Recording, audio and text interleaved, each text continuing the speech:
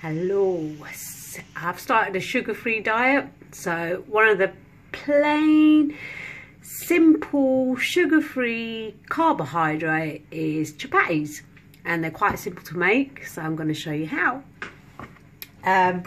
First of all, got a bowl. Oops, some of the flour's fallen out already, and we've got chapati flour. You can get wholemeal, you can get all white. I'm trying to go for half-half. And I've got about 3 cups in there, and into that you've got to put your salt, which again got like about a teaspoon or so of salt. That goes in. Now your dry mixtures always together, give it a stir like so, so all the salt's in there. Now this is fairly easy. You need to prep this up for about 20 minutes before you intend to have your dinner. And then you have some, I use olive oil because it's very good for you, isn't it, olive oil? So I put about 2 tablespoons of olive oil into the flour. I'll just pick it up and have a look. There you go, the olive oil goes in there. And we give that a stir. So stir it all in. So, oh god, half of it's all falling out. So we give it a stir. Now, to get really fluffy chappatis, rotis, you need to use boiling water. I guess that works with the gluten in the flour. I'm not sure how, but it does. And we just pour it in. I will probably use about a cup's worth of boiling water into the flour. Use a metal spoon to just stir it all in,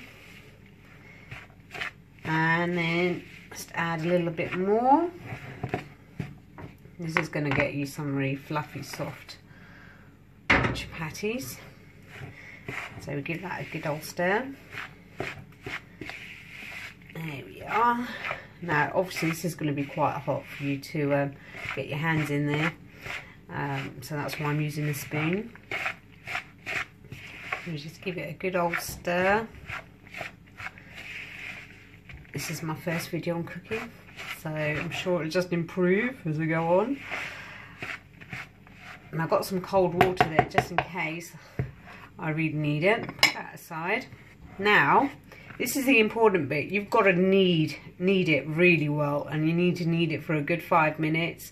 Again, this helps break up all the gluten and whatever else, which is going to give you fluffy rotis. So you need to get your hands in there. And you knead it, and you knead it, and you knead it. And you've got to knead it loads. Get it in there. So let me just bring it out here onto my chopping board. I can't use the camera because I can't pick it up, the camera, because they've got flour in them. So we just give it a good old knead to get it all together. Now you can add more water into it if you want, cold water, if your hands can't tolerate the heat. And it should be alright. So we've got to give it a good old knead. It's like kneading bread, I guess. But the more you knead, the fluffier it will be when you get round to cooking them. So we give it pressing down. That's a good job I'll work out. And I don't think I need to have any water in there, so I've got it to this sort of consistency so far. I'm just going to carry on kneading it. Now this will probably make about 6 rotis, 6 to 8, depending on how big you want them. My mum always used to make me do this, and I hated it because it was hard work. But now I quite enjoy it. Let's get all the debris in hand there. So I'm going to carry on kneading this for another 5 minutes. So now I have kneaded it for about 5 minutes. Put it back in its bowl and then cover it and leave it to rest for about 10 minutes. Right, now I'm going to roll out the chappatis. and it's been resting for about 20 minutes. Here's the bowl of the atta.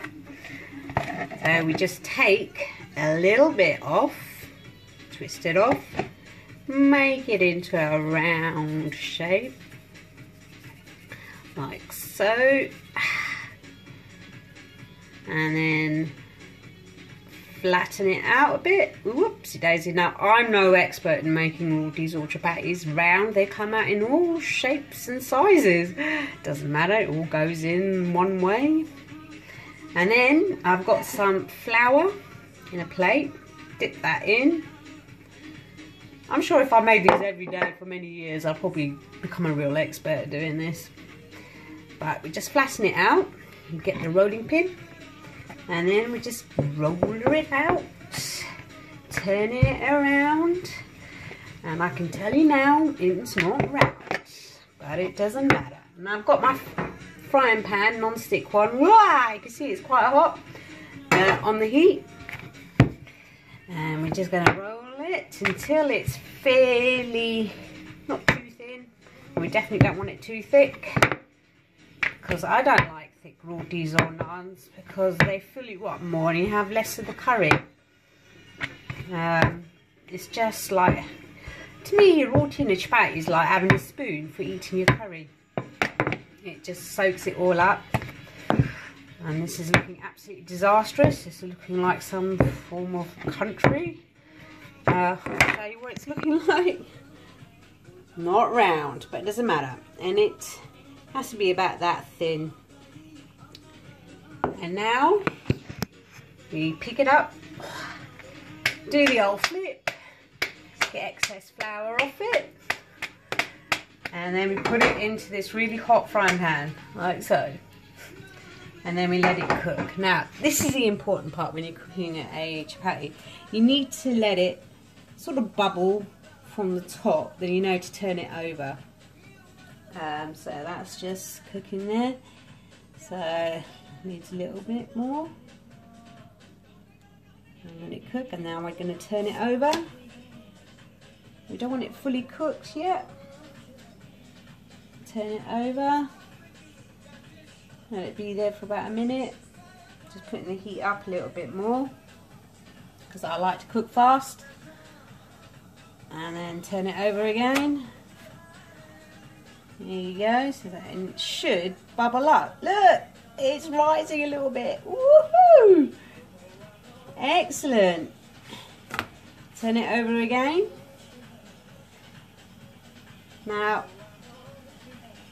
you can use a cloth to just press it down a bit. I've just dropped my cloth.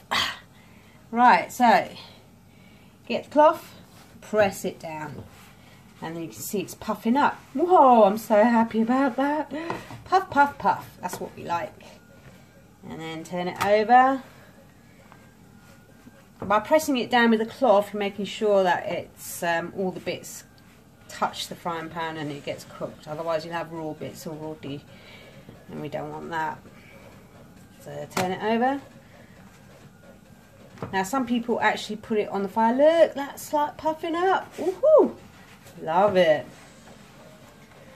Now some people actually put it on the fire, but like I said, I'm not an expert. So there you go. Here's my chapati.